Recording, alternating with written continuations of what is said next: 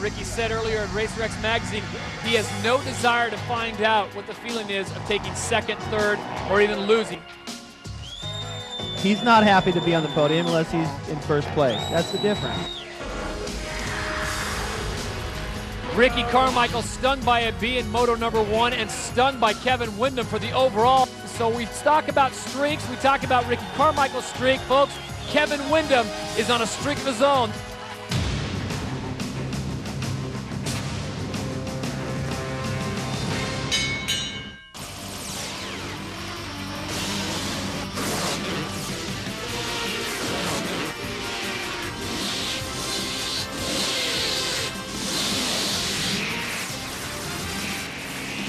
And welcome to the land of 10,000 lakes. We're talking, of course, of Spring Creek Motocross Park in Millville, Minnesota. This is round number 9 of the AMA Chevy Truck U.S. Motocross Championship, the Scott USA National. And hello once again, everyone. Todd Harris along with the champ David Bailey and Robbie Floyd as we have a picture-perfect day today. A little bit of humidity, David, but the track looks good and the guys have had a few weeks off, so they should be prepped. The riders needed a few-week break, Todd, to get ready for this event. It's the roughest track, maybe next to Southwick, one of the roughest on the circuit, and the heat is really going to be a problem for these guys today. Well, Ricky Carmichael sporting the new gear from Fox. How does he recover from basically 2 losses in a row to Kevin Windham? Well, I think this few-week break was perfect for him because he was out of his rhythm. Kevin was beating him, and he's had time to regroup and figure out what's missing so he can beat this guy once and for all. And I think this is the track where he believes he can do it the most. Kevin Windham has certainly been a fan favorite in the last few rounds. Over at Team Yamaha, the face is not quite as happy. Chad Reed making a jump over to 4-stroke. How does that change the dynamic for that team? Well, I don't think Billiman, who doesn't look very happy right there, and Chad Reed are getting along very well. They got a little buffer there with Tim Ferry between them, but I guess they had a scuffle earlier in the week. And I don't think it affects anything. Now it might run better since they're all riding the same bike. Meanwhile, Mike LaRocco getting his first podium at the last round. The Rock always stable. As he signs autographs for the fans, we take a look at the point standings. It's 47 points, less than a race. Should be interesting. Right now, let's check in with the third member of our broadcast team, Robbie Floyd.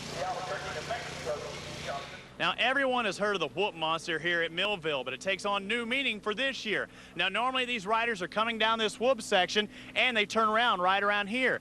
But this year, a little added flavor. 100 extra yards going away and 100 extra yards coming back, plus about 20 extra whoops. These guys are having a tough time because it is sandy. They're having a tough time developing their rhythm. They're going to hold on just a little bit harder, and that means arm pump. This race could be won or lost right here in these whoops.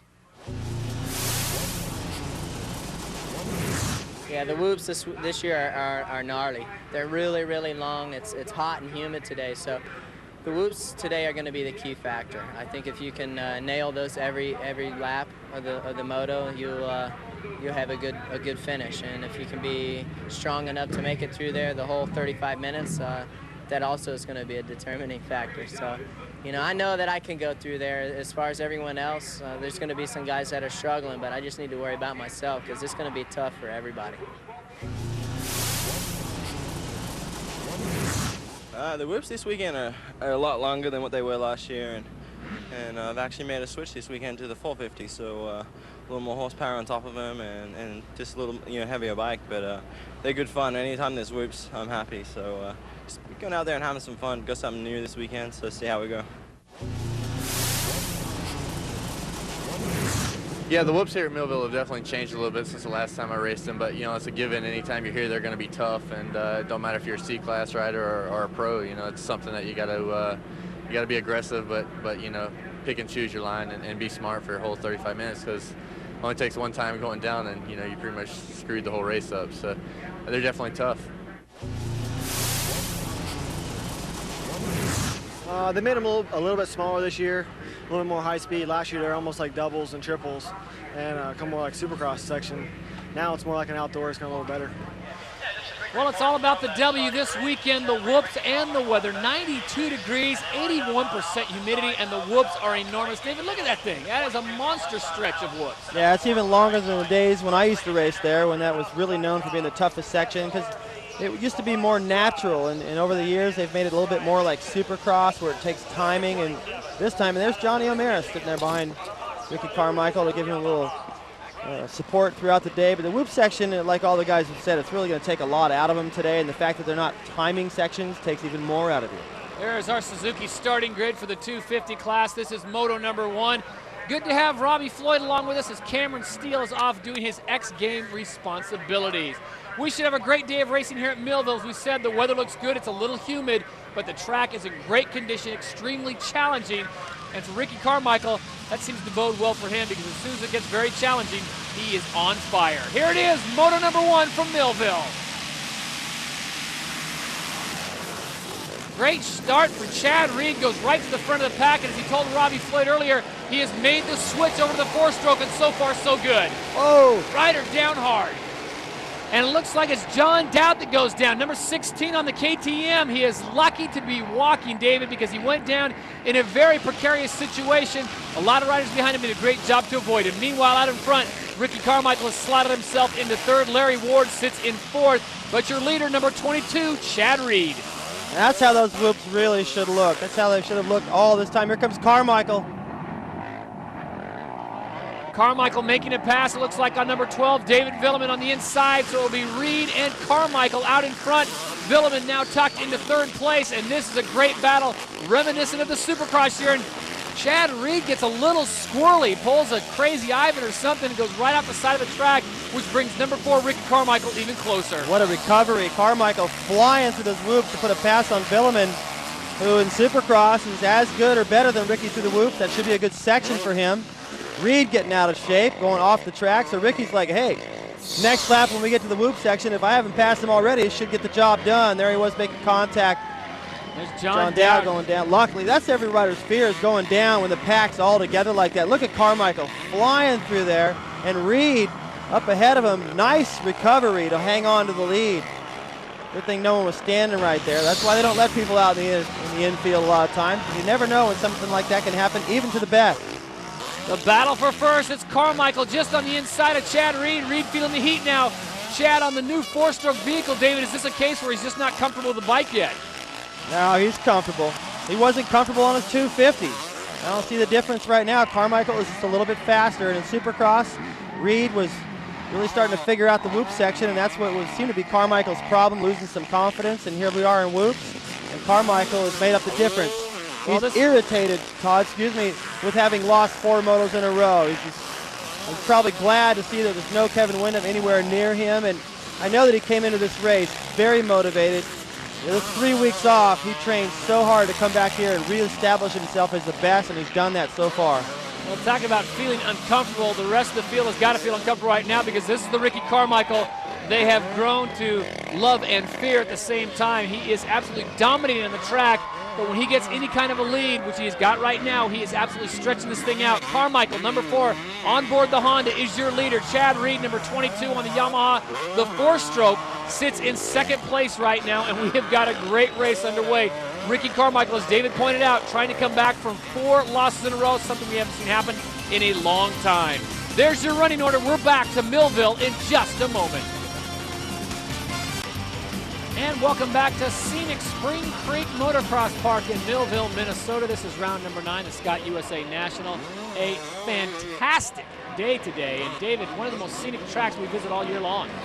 Yeah, I love this place, and partially because we get a guy that's in great shape like Carmichael appears to be right now, and the track lends itself to somebody who's fit and who can just plow through all those bumps. Ricky, so far, it looks to me like he's going as fast as he can possibly go on every inch of this racetrack. He's not pacing himself, even with the heat. He believes he can go the distance. He talked about that earlier, and I think the rest of these guys are riding just a little bit below their maximum capacity, and that's the difference. Ernesto Fonseca sits in 3rd, Ricky Carmichael's teammate. Then it's David Villeman in 4th, and Kevin Windham finally coming through, and Windham not where we expect him to be. There's Ezra Lusk having a good run right now in 6th, just ahead of number 15, Timmy Ferry. See Timmy Ferry reaching up to clear his vision. You know, this wet sand, great to ride on. Excellent conditions. It gets rough, makes the riders think. Passing opportunities are everywhere, but his vision is a problem. And there goes, that was beautiful by Windham. He was able to just scoot to the left of David Villeman to make that pass. It's tough to change your line through there, and he did just that.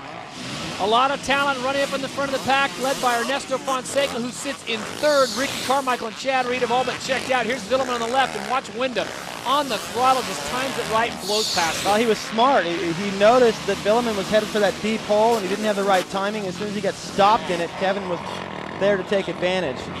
Good luck getting around Fonseca. He's one of the hardest riders to pass in the circuit. Kevin Windham now up into 4th place, just behind another Honda rider in Ernesto Fonseca, number 24. So the Hondas having a great run today, going 1, 3, and 4. Ricky Carmichael, look at that. Windham goes for it, and this time he comes up short. He's going to lose 3 or 4 positions.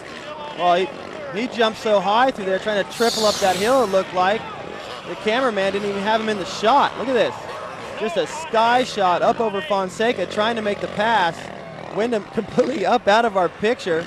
Tries to come down right here, gets a little bit sideways, clips the back of Fonseca. He didn't do anything wrong there. That was just Kevin. Just got a little too close right there. Kind of a silly tip over, and it's going to cost him big, because in this heat, when you pick up the bike, try to start it again, man, it feels like you just run a marathon. Well, David, how smart you are. Ernesto Fonseca is one of the toughest guys to pass. Kevin Windham gave it his best, but came up short. He will slide back several positions. Meanwhile, the rest of the pack trying to track down Ricky Carmichael and Chad Reed, who are our leaders here in Moto number 1. Ernesto putting in a pretty solid ride. And I've seen him out at the local. That was close. Ezra Lusk clipping the banners right there. Didn't grab his front brake, luckily.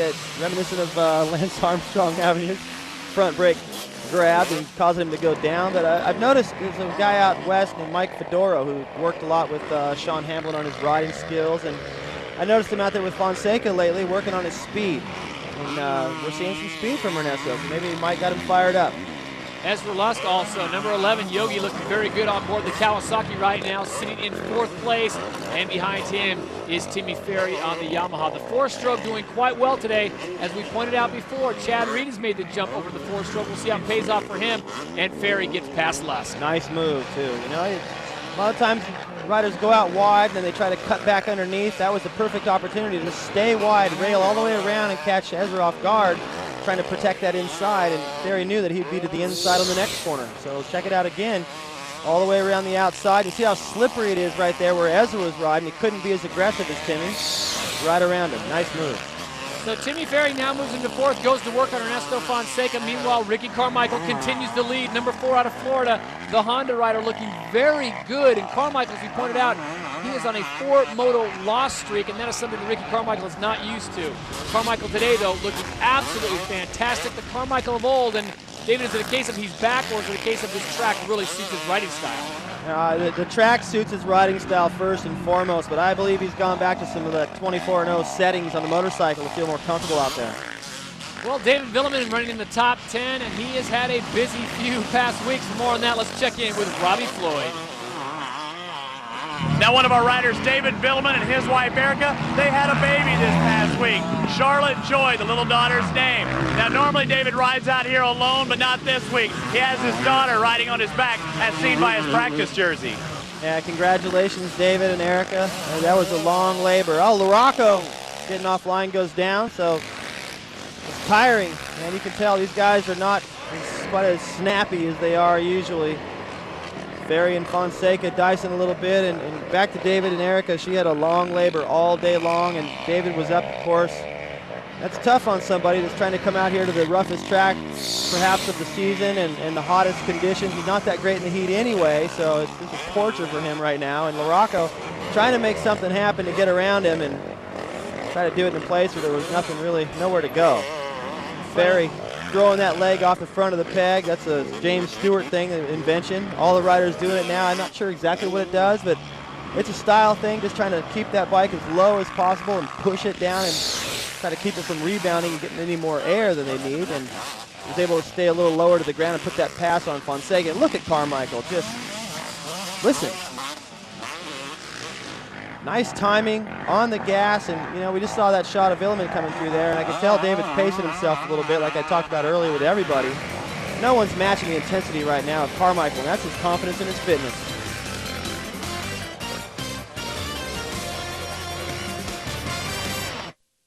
And welcome back to Millville, Minnesota for the Scott USA Nationals. Todd Harris along with David Bailey and Robbie Floyd. It's the white flag lap. And for Ricky Carmichael, he has opened up a whole can of something here in Millville, David. He has looked fantastic. pretty much still looking like he's going just as fast as he's been going the entire moto. I think he's just on a roll, having a good time. There's no reason with a near 50-second lead that he enjoys right now that he needs to ride as aggressive as he is, but you know, why not? This was the scene moments ago with Kevin Windham, who pulled over to the side in the whoop section, and I'm not sure if that was water or brekkie. Either way, it's not good, and he stopped, and you know, you can speculate there on whether that's right or not. It's not in the mechanics area. And here's Ricky Carmichael's, the beginning of his slaughtering, passing the early leader Chad Reed, and Chad didn't even get a chance to hook on. It was like last year's 125 second moto where Stewart was completely checked out from Chad, who had won the first moto. I figured Chad on the new bike being excited a little bit, and look at Carmichael clearing that triple that Windham was going for, no problem, one-handed. I thought Chad would do well here. You know, it's a good track for him. He's had a few weeks off to decide, you know what, I'm not happy with the results I've been getting. Let's go to a new bike. But it's not working as Carmichael high-fives his way to the finish line and reestablishes himself as the fastest rider on the circuit. Well, Chad Reed did go out and get the whole shot on that new four-stroke ride of his. Be some time before he gets that thing figured out completely, but he looked good today, currently sitting in second place with the man who's absolutely dominated, as David pointed out, number 4 out of Florida, Honda's Ricky Carmichael. I know we've said that before, but with Kevin Windham winning the last 4 motos, Ricky makes a point that he is back here in Millville on one of the toughest tracks we'll see all year. Ricky Carmichael comes out and absolutely puts on a show. 5 career wins at Millville, 3 in the 250 class, 2 in the 125 class, so he is no stranger here. And I think coming off the loss in Washougal, he knew as he got ready for Millville that this would be where he would turn it around.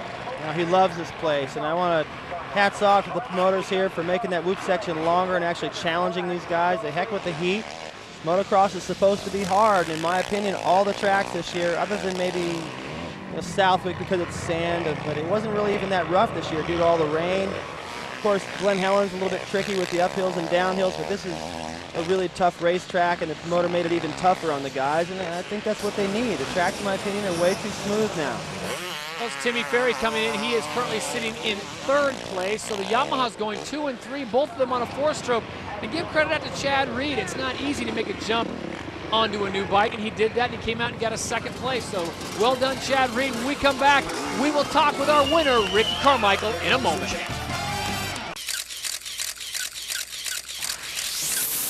Spring Creek Motocross Park's 4th 250cc National turned out to be a classic and the realization of a dream for a 2nd-time winner. Series leader Mike LaRocco came into the race with 5 national wins and was looking to claim his first 250 title. The Rock quickly disposed of number 2 Jeremy McGrath and then went after Moto 1 leader John Dowd. LaRocco moved past his nemesis for the championship and cruised into the checkered flag. In Moto number 2, things got interesting right from the start when the series leader found himself playing catch-up after this first turn pileup. LaRocco showed his speed as he quickly made his way up to the pack. Team Honda's Jeremy McGrath and Jeff Stanton were the last 2 to fall to the advances of the Team Kawasaki rider. Moto 1 runner-up John Dowd had taken advantage of LaRocco's misfortune and built a sizable lead on his pursuer. LaRocco would pressure Dowd for the win, but would run out of gas as John Dowd was able to keep it on 2 wheels and take his first ever 2 Moto overall. I mean, this is the best day of my life right here. For the Junkyard Dog, it was a sweet reward after 8 professional seasons of racing, and Dowd would go on to win 8 nationals. Welcome back to Millville, Minnesota. We just saw Ricky Carmichael absolutely dominate Moto number 1 in the 250 class. As the folks here cool off, let's send it down to Robbie Floyd. Ricky, congratulations. This your kind of national? Hot, humid, sandy? Definitely. I tell you, the Honda's running good today, man, and I feel really, really good. This track, I've said before, is just like my house in Florida, and I'm loving it today, man. It's hot and humid, and that's the way I like it. Chad rode good. You know, he's on a 450 this weekend, so got a little more pony, so he was hanging in there for sure. What about your body? What was it telling you during the race? Were you fine throughout, or were you starting to get really tired towards the end? No, it was fine. You know, I was able to get a big gap and kind of relax. So I feel good, and just going to be ready for the next moto. You know, those guys are going to be riding hard. Congratulations. Thanks. Apologies and headed back to the Yamaha pits. Well, Ricky Carmichael does not look that winded as he takes on board some gators. We look at the Honda official results. It's Carmichael, Reed, Ferry, Lusk, and Ernesto Fonseca rounding out your top 5. Then LaRocco, Villeman, Nick Way's in there, and Kevin Windham finishes in 9th place. It is hot, it is humid. A lot of the guys are just looking for some shade and for some liquid refreshment after a very tough Moto number 1. For more on our second place finisher, let's send it back down to Robbie Floyd with Chad Reed. Chad, good ride. First seconds to Sacramento. 450, you look to be doing pretty well up there. Yeah, you know, it's definitely a different bike to ride, and you know, just trying to, each lap goes on, just trying to get more used to it. And you know, this first couple of laps, you know, I got excited, got the whole shot, and was grabbing handfuls when you really gotta, you know, you gotta respect that thing. And I want to thank the guys at Yamaha for doing a great job, you know, putting the bike together in 1 week and putting it on the semi, getting it back east. So, you know, hats off to those guys, the guys at Bridgestone and Scott. My personal sponsors, Thor Putts Unlimited, and guys at Slim Jim for coming along for the race. All right, thank you very much, Robbie. As we take a look at upcoming races, August 29th and 30th, Delmont, Pennsylvania. And then on September 6th and 7th, what should have been earlier in the year, Troy, Ohio, now becomes the finale of a great outdoor season. And speaking of outdoor seasons, very hot, very humid today. Timmy Ferry blowing off the podium ceremony, trying to get some liquid in him and some shade, and the rest of the riders get ready. And it's time for this week's edition of the Racer X Pit Pass.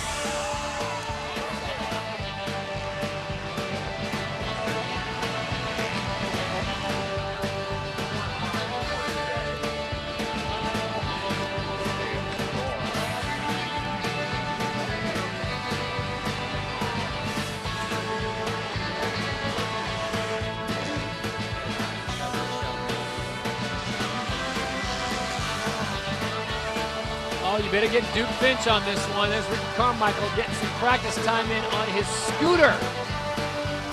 You gotta be kidding me. When we come back, it's the Sobe Suzuki Fast Lap with the champ, David Bailey, when we return to Millville.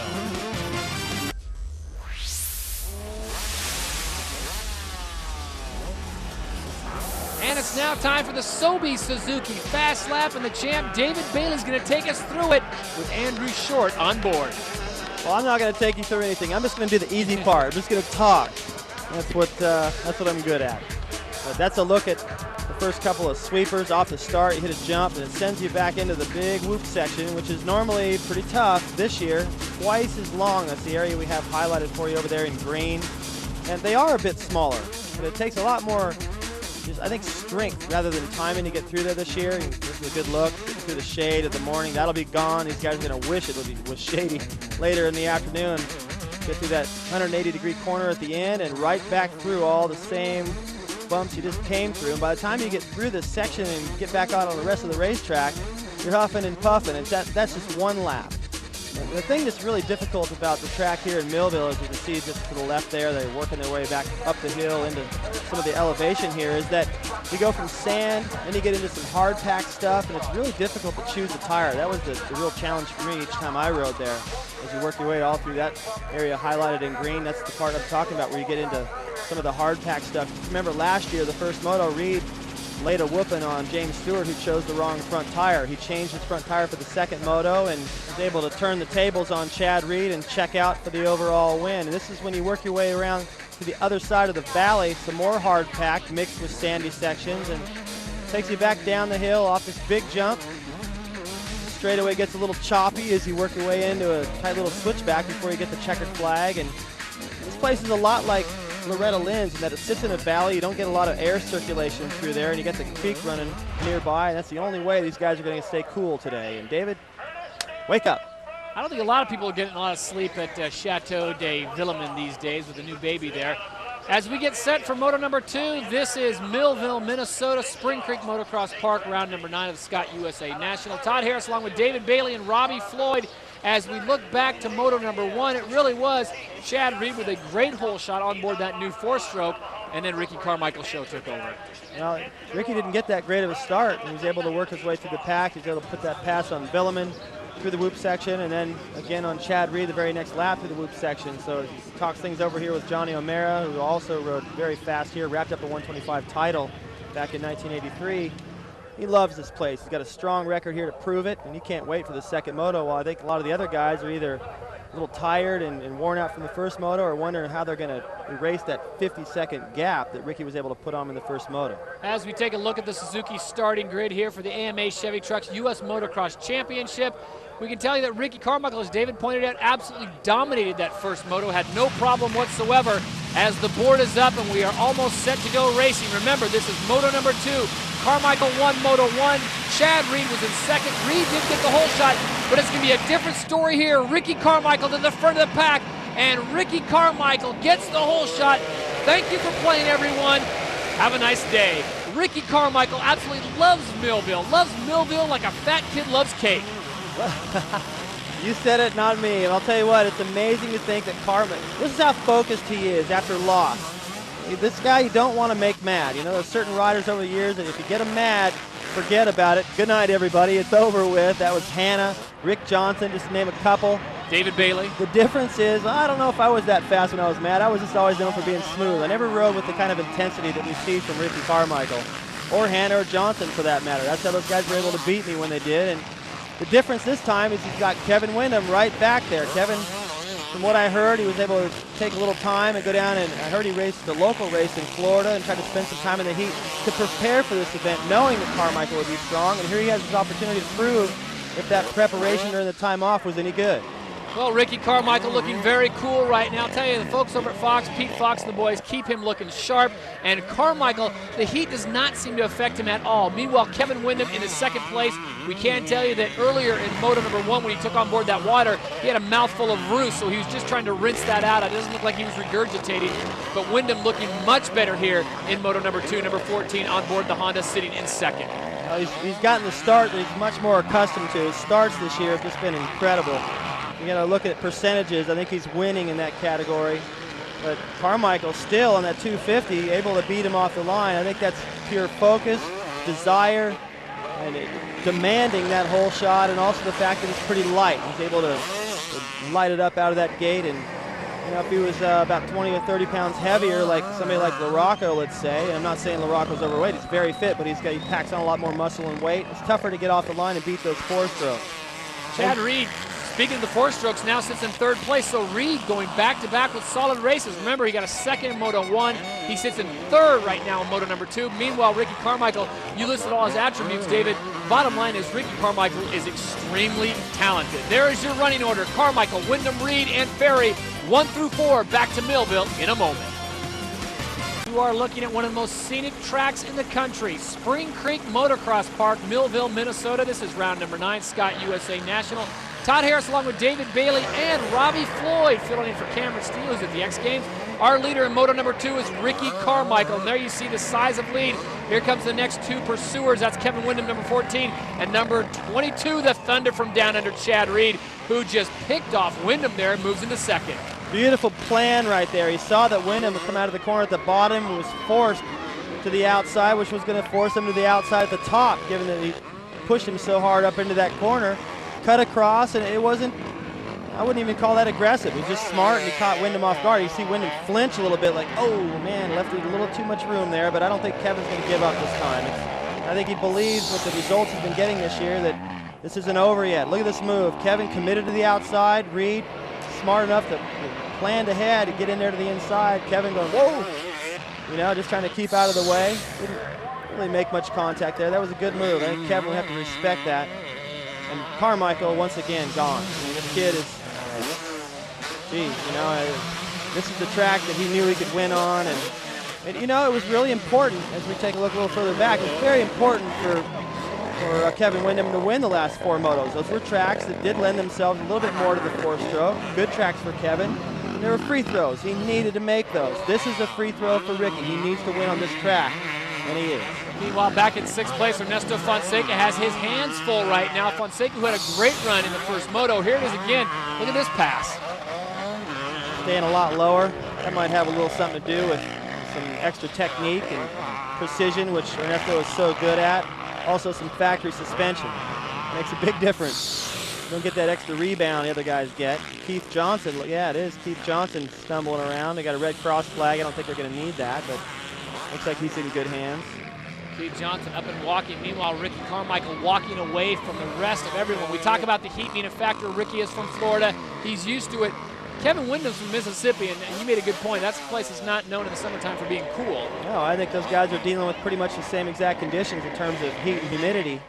So I don't know that Ricky's got a big advantage in terms of being acclimated to this place here in Millville any more than Kevin Windham does. And those guys are pretty much even on that. It's just the motivation and the momentum that Kevin Wyndham had established got interrupted with a 3-week break, and Ricky is back on top of this game. Morocco continuing to work his way through the pack, trying to find a way around Fonseca. Look at him. You think you got him, and then he comes right back and stays in front of you.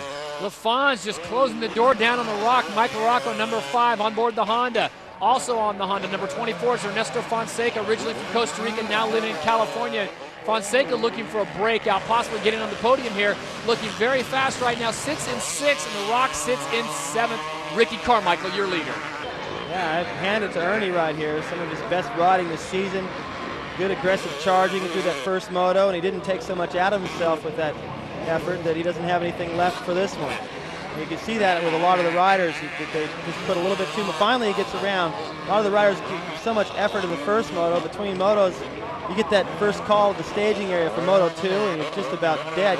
I've stood up and seen stars here and wondered how in the heck am I going to get through another 35-minute moto feeling like this. But you have to. It's your job. This is Ezra Lust. Now he is just ahead of the Rock. Michael Rocco currently Lust sitting in 5th place, Morocco in 6th, as we saw Ernesto Fonseca being shuffled back to 7th. The yellow flag is out. Meanwhile, Ernesto Fonseca will continue to motor through, cracking out the white gear here, and another rider is down. Stratton getting claimed by the whoop section. That's early in the whoop section too, so he probably tried to get in there and get a good drive, got swapping, and that would be my guess, having not seen it. A little swapping right there from Lust, but as long as you keep that power nice and steady, the bike usually straightens itself back out. As soon as you let off, you cause problems. Let's go outside the lines with Ezra Lust.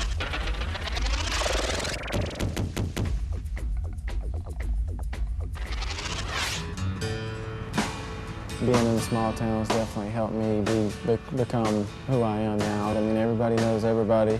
I don't think I'd rather live anywhere else.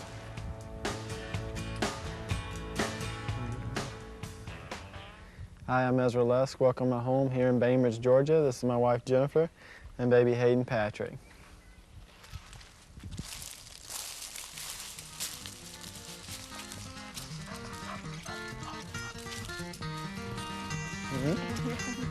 And here comes Duke. All right, welcome to my home. This is the inside of it.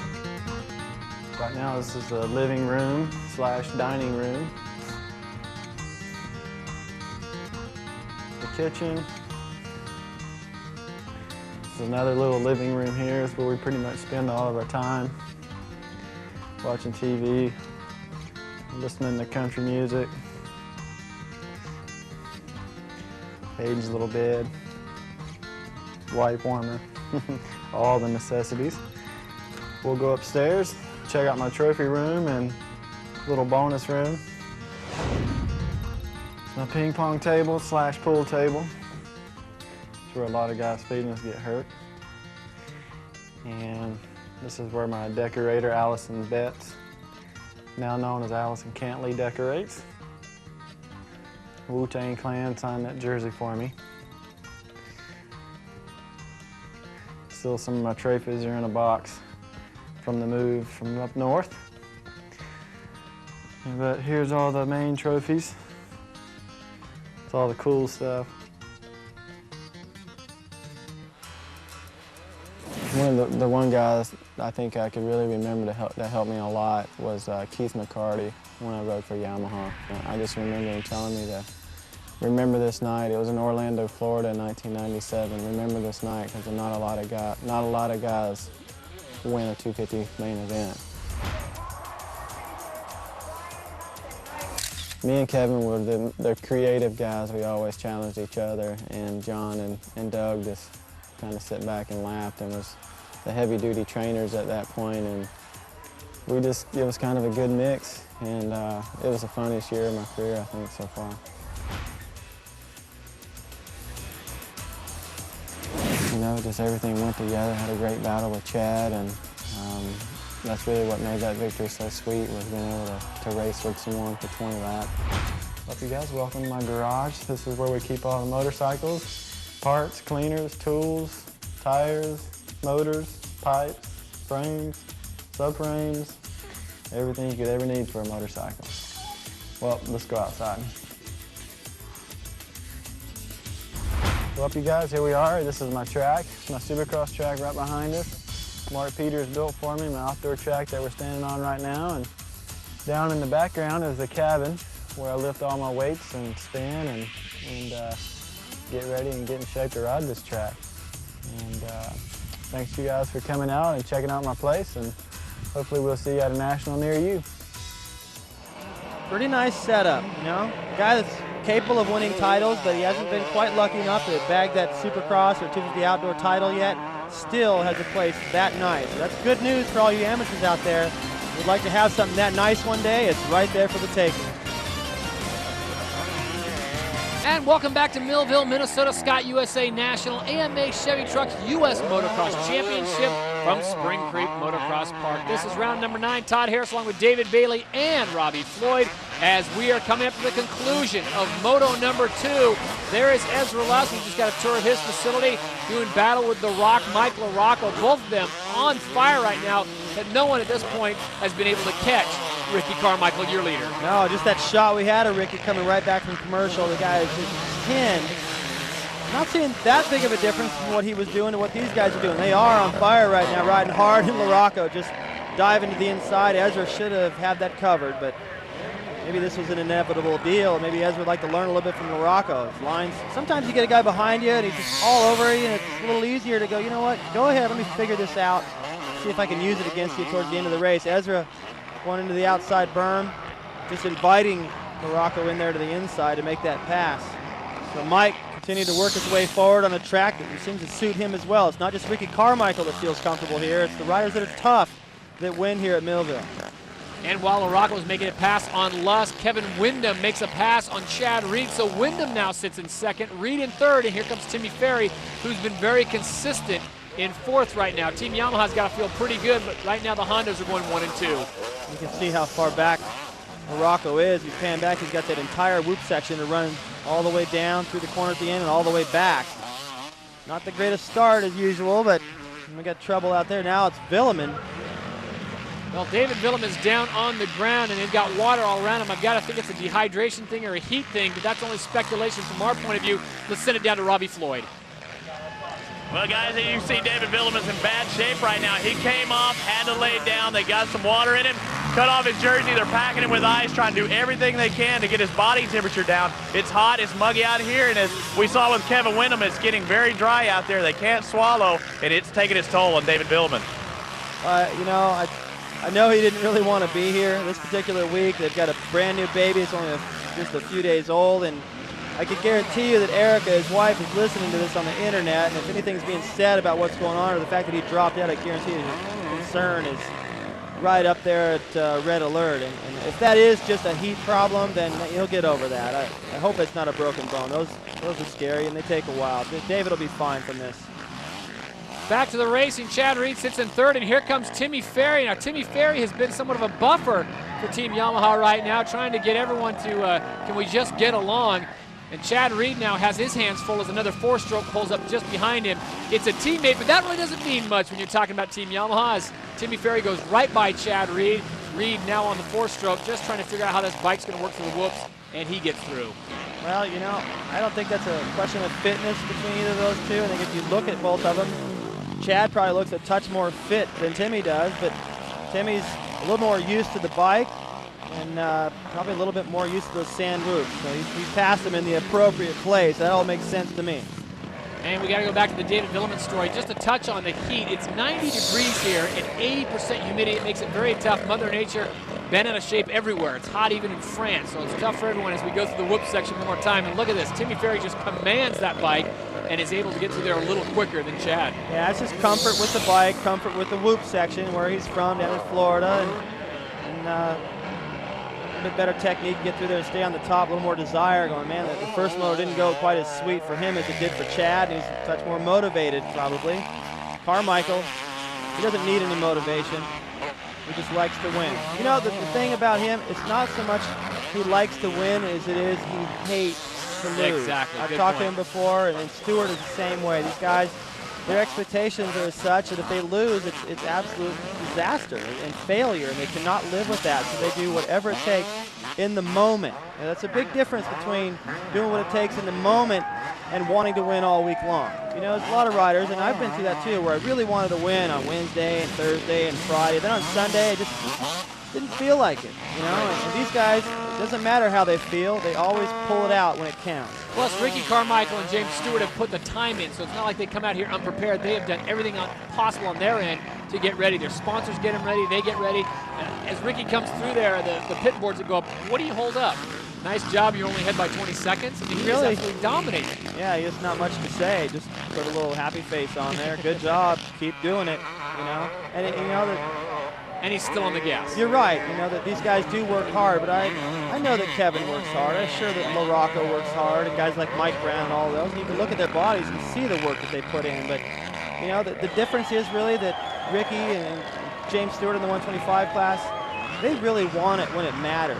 You know, that slips away from a lot of people, and I know how that feels. I've wanted to win really bad, and you get up to the weekend, and it's not coming together, and it's easy to just go, man, you know, I just couldn't get it together. Carmichael having a blast out here. Winning is fun.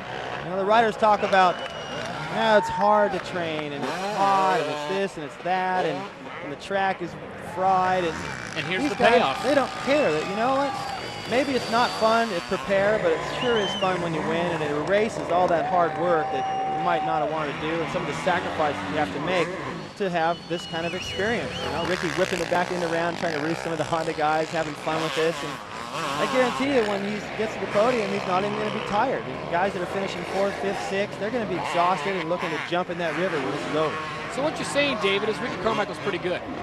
He's awesome. His record shows that. Ricky Carmichael, your winner of Moto number 2 by virtue of that win and the win in Moto number 1. He is your overall leader. A great day for Ricky Carmichael and all of his sponsors who get him to the podium. But as David pointed out, Ricky Carmichael has what it takes to win and win on difficult days like it is today. Very hot, very muggy. There are your Honda official results. It's Carmichael, Wyndham, Ferry, Reed, and Mike LaRocco, the top 5. Lusk will go to 6th, and Fonseca 7th. Nick Way rounds out the top 10. A great day of racing here at Millville, and an even better day if you're Ricky Carmichael. He did not just win, he absolutely dominated the field here at round number 9. Let's send it down to Robbie Floyd. 250 winner Ricky Carmichael, congratulations. You look focused coming to this event, but it looked like a day in the park for you once you got out there on the track. I tell you, this is my kind of track. I enjoyed it today. My Honda was good. I got a new setup, and those guys been working hard. You know, we got to make up some ground in the floor strokes, and it was an awesome day, man. I got a killer start the second moto. It was really, really fun today. I had a good time, and you know, it's been a while since I had bagged one, like 4th of July at Redbud, and it's exciting to get back on top. Kevin rode good the second moto. You know, I knew I had to get out there and get a good start, and that's what I did, and made up some valuable points. Tell me about today. Everybody talked about how tough the track was, the whoops, the heat, you know, the dry situation out there, but it looked easy to you. I mean, it looked like, you know, back in Florida. It's not easy, that's for sure. It was a tough day at work, but that's why we work hard for days to be prepared for days like this. And it's a good day for me. It was really rough. The sand section was gnarly, and I'm glad I could pull it together today. A really good day at work for Ricky Carmichael. All right, thank you, Robbie. Congratulations to Ricky Carmichael. As we take a look at the Honda official results for the overall, it's Carmichael going 1-1. Timmy Ferry gets 2nd. Chad Reed on the podium, and then Wyndham and Lusk, your top 5. A great day also for Mike LaRocco getting into the mix. Right now, let's send it back down to Robbie Floyd, who's with Tim Ferry. Well, Red Dog, you leaned on it to the end. It paid off. Looks like it's going to be 2nd overall. You got to be pretty pleased with the day. Yeah, I'm definitely happy. I've had a rough go last year. Had a good race, a bad race, and definitely glad to get back, you know, up on the podium and get Yamaha the second runner-up spot. So that's good. You know, Chad with coming in 3rd is also good. Well, it's all smiles at Team Yamaha as they go 2-3 in the overall. And I'll tell you what, the best seat in the house may be actually in the water. Spring Creek Motocross Park, a fantastic day. And there you see Ricky Carmichael now has a full race lead, 63-point lead over Kevin Wyndham. So mission accomplished for Honda and Team Ricky Carmichael today. Right now, let's send it back down to Robbie Floyd.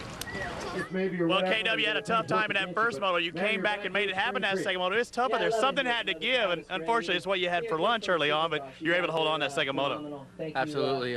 Very much for you guys. You know, I had nothing left in me that second moto. I was completely running on empty. All the food that was in my stomach throughout the day was gone, and I really didn't want to, you know, load down in between the motos, you know, because I'm a I wet had dog a today, serious and it was a stomach tough ache, but day at work, and you know that's why you work gave it all I hard had. to prepare yourself for and days hopefully like my this sponsors and the fans are happy with pull that. through. So, Well you know, the done, Honda Kevin was Wyndham. A good. I quick got an programming note. The Binghamton shows on September 1st and 4th. Times have changed. 7 p.m. Eastern for the 125 show and 11 p.m. Eastern for the 250 show. Let's send it back down to Robbie. Chad, a good ride. First time out there on the 450. Looked like you were doing pretty well on it, huh? Yeah, I had a lot of fun this weekend, and you know, I gave it everything I had, and you know, those first few laps, and you know, lately I haven't been able to do that. Just really something's been holding me back, and you know, I was pumped to just let everything hang out for you know, for 35 minutes, and you know, the end there was just you know, I had to back it down, otherwise I was going to go down. So you know, just played it smart, and you know, got on the podium, which is a good accomplishment for me because you know, everything's been up and down. So once again, big thanks to the team. They put a great bike together in a week, and you know, I think it's better than my 250 already. So I'm happy, and all the guys at Thor, Putson, Lim, Bridgestone, Scott, everyone done a great job this weekend, and I'd like to thank them. Thank you, Chad. We'd like to thank Robbie Floyd for filling in for our resident rock star Cameron Steele, who's at the X Games. So on behalf of the champ, David Bailey, I'm Todd Harris saying so long from Millville, Minnesota. This has been a presentation of ESPN, the worldwide leader in sports. For more, log on to ESPN.com. So long, everybody.